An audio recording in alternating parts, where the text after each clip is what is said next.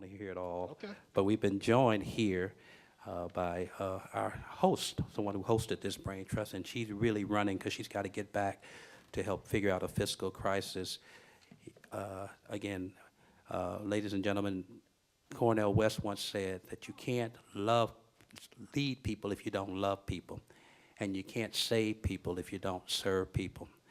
So for the years and the love that she has for her people and the quality of her service, would you please welcome Congresswoman Barbara Lee from California to come and address us for a few minutes.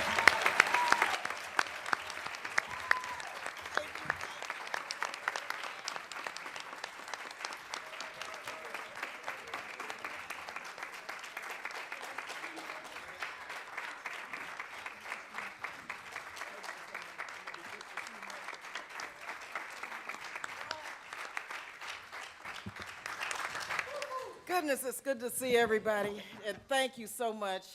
I want to first thank all of our panelists for participating today in this very important dialogue. It is so timely. And also, let me just thank you for doing the work each and every day that needs to be done in terms of empowering voters and in terms of trying to get money out of politics, because until we do that, public policy will run amok, as we see now with the greed and excess that we're dealing with now on Capitol Hill. So I just have to thank all of you, and I do have to pay tribute to my speaker, Karen Bass, how proud we are of you, and you are fighting the good fight. Thank you so much. So good to see you.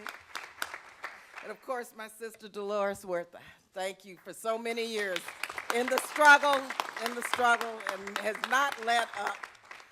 And to Reverend Yearwood, I know Congresswoman Edwards will be here, Judge Bryant, William McNary. Let me just thank all of you, and my friend Hillary, you know, the NAACP, I tell you, I don't know what we would do without you. You know, the scorecard, the report card, I have to say all the time, that is so important in keeping folks in check. It's so important. And let me also just take a minute to say thank you to Pat Ford for making sure we did this today. Pat is my sister, still, I think, from Oakland, California, even though she moves around. But I really want to express my appreciation for this. I think this is the first time we've done a workshop similar to this at the CBC weekend. And it's so important, and this moment is the moment for this discussion. We live in an era of deregulation, as I said, excess and greed. I served on the Financial Services Committee for 8 years. And believe you me, I saw how it worked. And now I'm on Appropriations Committee, and I see how it works. And I am convinced that we have got to have public finance, and that has got to be the next political struggle we wage next year when we have a President Obama as president. We've got to have it. If we want real grassroots support, if we want people to run for public office, I mean, just as a person of color, as an African American, as a woman, it's hard, as you all know, to run for public office when it costs millions and millions and millions of dollars. Can you imagine how many people, young people, how many people we're shutting out of participating, people with ideas, probably people who could change the world.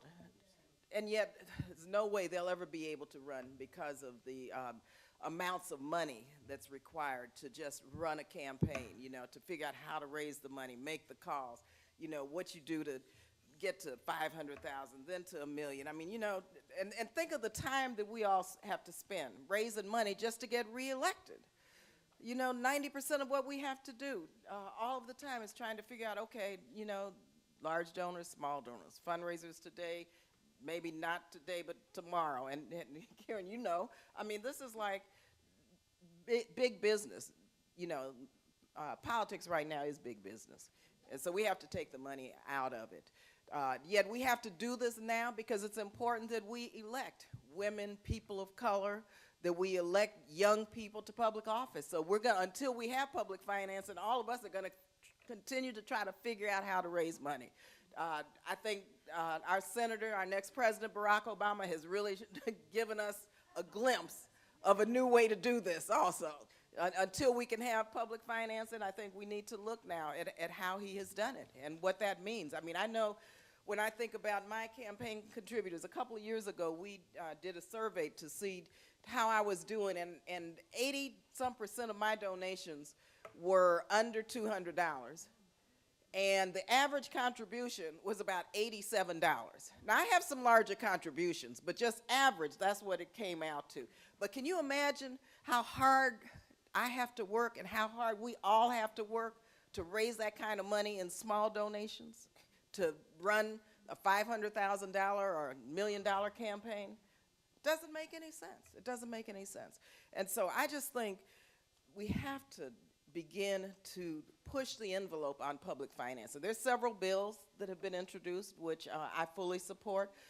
But until we have this kind of dialogue around the country, and until we have the political will to pass some of these laws, we're not going to have anything but the more moderate reforms like McCain-Feingold, which I was reluctant, but I did support. You know, we have some moderate campaign reform measures that have, in some instances, made matters worse, if you know what I mean.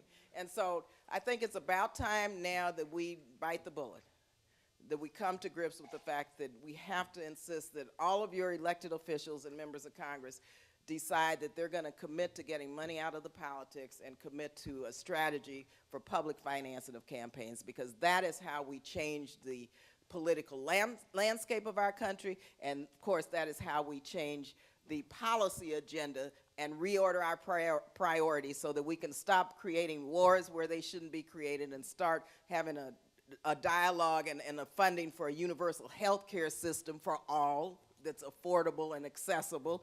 That's how we begin to look at how to put our resources into education instead of into building prisons and jails. I mean, that's what public finance is all about. It's about our public policy priorities. And so until we get people in who understand that the priority should be people first rather than money and profits, we're not going to make the type of big change that we need to make. So thank you again very much for your work every day, for being here with us, and thank you for your support. And let's make a commitment that come January, we're going to really push public financing in this House of Representatives and in the Senate, because our day has come. Thank you.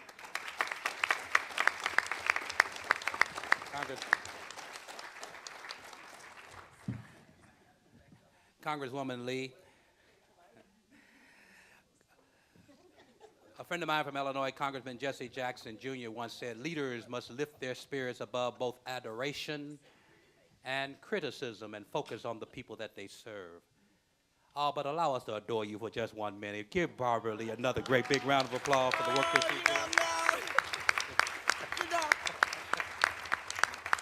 I've got to go back to the Hill now because, you know, we're going to have a meeting, but we understand that some deal has been made now on this $700 billion. But let me tell you, there's some of us who are standing firm and saying this cannot happen. Right. We have to have bankruptcy for people who are losing their homes. You know, we have to have somebody's got to pay for this other than working people, other than us. You know, this is a very serious defining moment. And so I have to go back to continue to do battle. But thank you so much for your love and for your support and for your spirit today.